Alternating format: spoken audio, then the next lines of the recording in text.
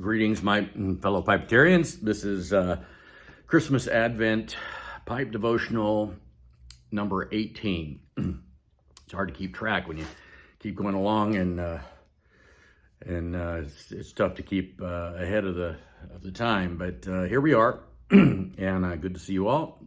I hope you're enjoying your Christmas and not getting too frenzied by all the shopping and whatnot. Today, we'll be continuing on a little bit about the people who followed the star. Last time we were talking about the star. This time we're smoking We Three Kings. It's a different cover than the last time this came around. It was a little more serious, and this is a little more cartoony. It's essentially Cavendish and Virginia's with pumpkin pie spice, I think. That's what I would call it. It's not bad. I like this, actually. It smells great when you open it. You kind of... if you haven't got a can already, maybe get yourself some, because it's you probably want to smoke it right on after Christmas too. So well, let's see, what can we talk about today? The fact that it's called We Three Kings, that's really a mistake. The Bible doesn't say they were kings. The Bible calls them magi, and then it's translated, magi is often translated wise men. But I believe that's also where we get the word magic. But why would Magi be coming out to Jerusalem to see the King of the Jews? And it's my contention that back in the Old Testament, when Daniel was the only one in Babylon to be able to tell the king, interpret the king's dreams, the king put him over all the Magi there. So there's where the Magi were. False religion, a lot of superstition. Astrology and astronomy were sort of blended, as they were probably everywhere else. And but to think that Daniel, faithful Daniel,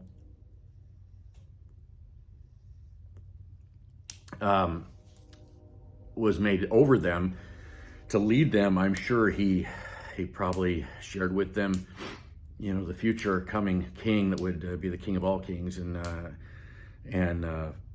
God giving him all the insights that he had, probably told them all kinds of things that they had in books and stuff, that they were one day they see a star and they follow the star, and they wind up in Jerusalem. But yeah, it's not kings. Doesn't say anything about kings. Doesn't say there were three.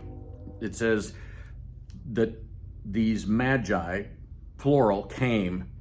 So two or more. Make up your mind. You don't know. Could be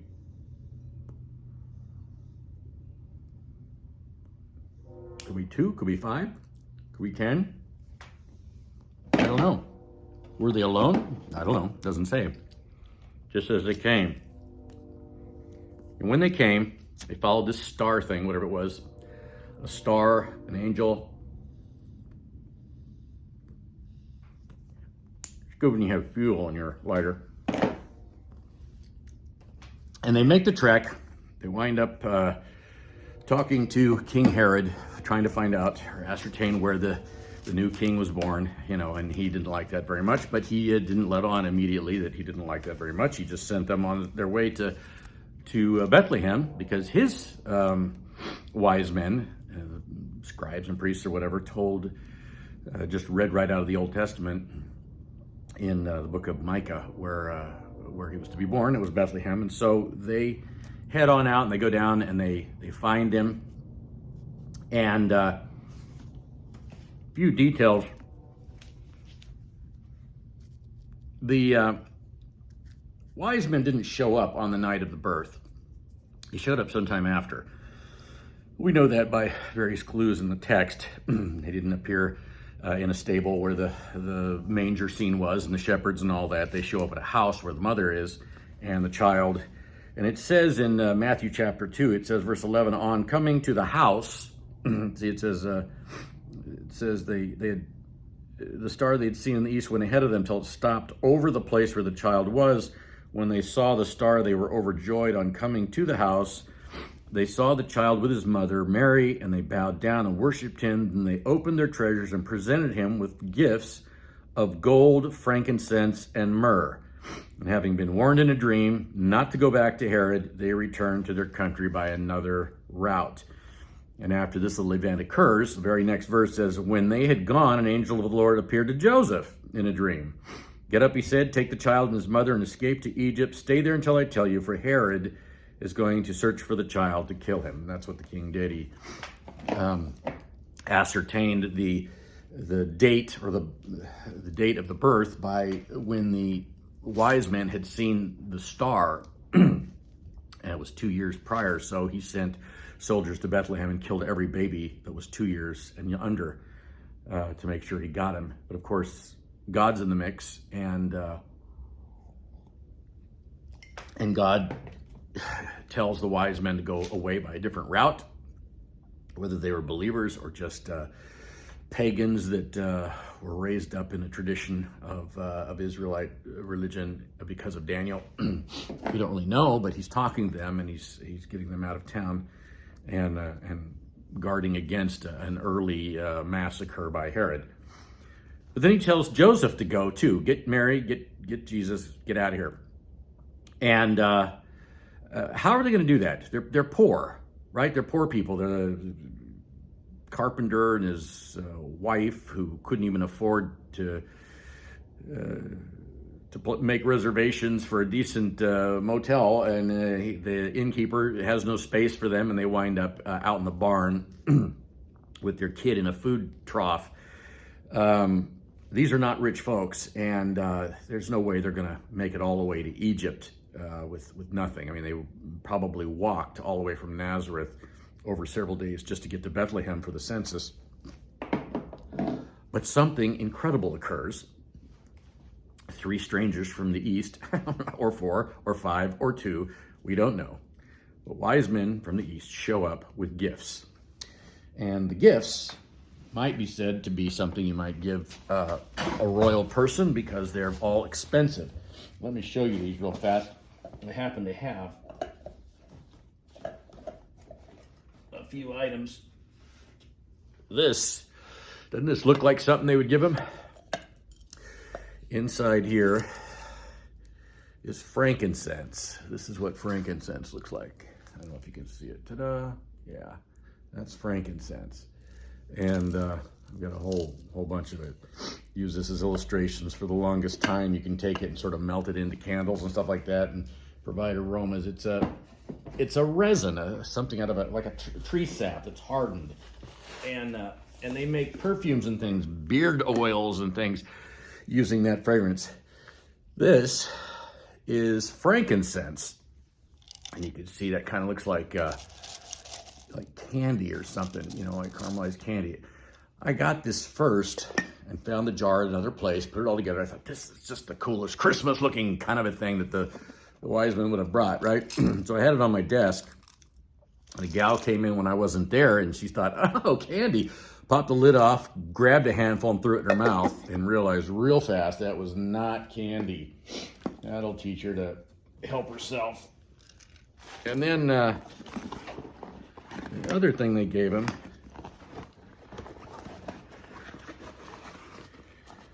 was gold. That's not much gold. It looks like a lot of gold in a jar, but really it's little itty bitty flakes that are floating around in oil. Some kind of souvenir I picked up at, I don't know, some Knott's Berry Farm or something. But anyway, so the 3 of them together are kind of my illustration to people when I'm talking about the gifts of the Magi. But these 3 gifts, imagine you come with 2 very valuable spices, or whatever you call frankincense and myrrh. I mean, we have incense made out of frankincense and myrrh, and they're used in perfumes and everything else, and they're very expensive. They trade. They're a commodity, but back then, it would have been far rarer than it is now in past the industrial age and advanced farming and whatever.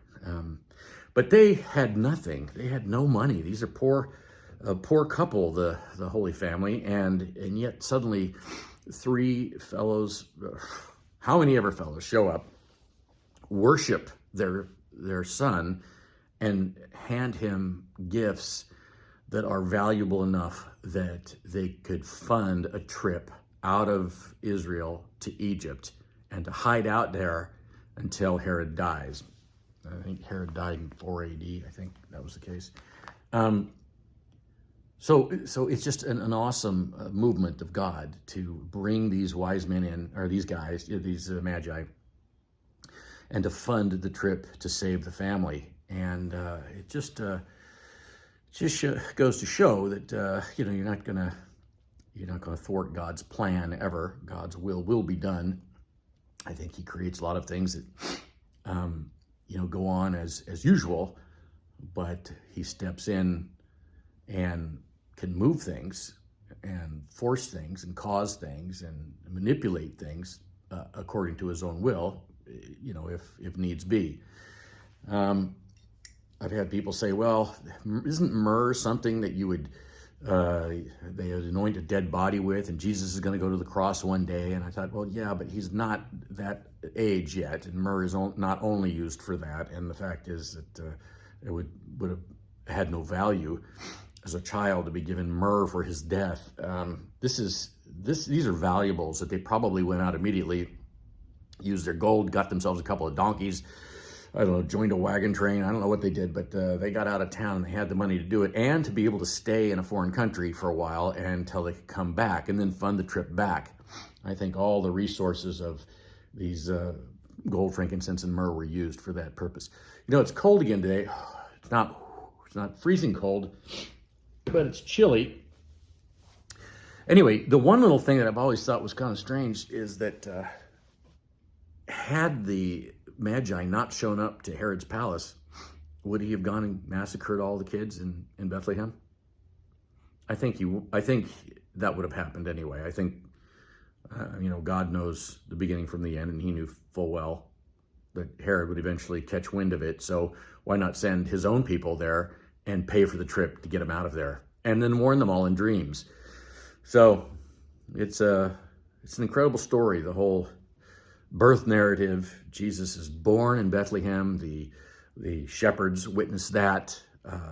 They either stay on in Bethlehem or they've made a couple trips back, because this is sometime later, according to when the star was seen, perhaps 2 years. And now Jesus is at a house with his mom. They're given money and they're told to leave, and they do immediately that night. So God's hand is all over it. You're not going to stop the Savior of the world. And the only way you can stop the Savior of the world is to reject Him. And He doesn't save you.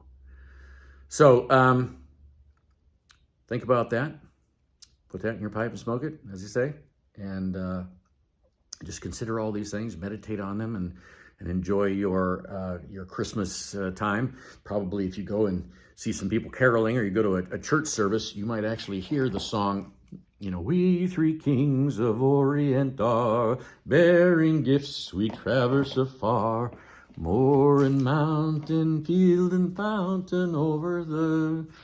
something, I can't remember the last word, but we're going to be singing it too. And we already know they're not really kings, but it's all part of the story, that part of the tradition that we've come to know and love.